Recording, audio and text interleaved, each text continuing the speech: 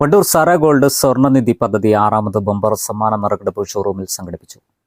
Wandoor block panchayat അംഗം സഫീർ ജാൻ നറുക്കെടുപ്പ് കർമ്മം നിർവഹിച്ചു. കാപ്പിൽ തൃക്കൈക്കുത്ത് പുല്ലാച്ചേരി രാജി രാജനാണ് നറുക്കെടുപ്പിലെ ഭാഗ്യശാലി. നറുക്കെടുപ്പിലെ വിജയിക്ക് സ്കൂട്ടിയാണ് സമ്മാനമായി നൽകിയത്.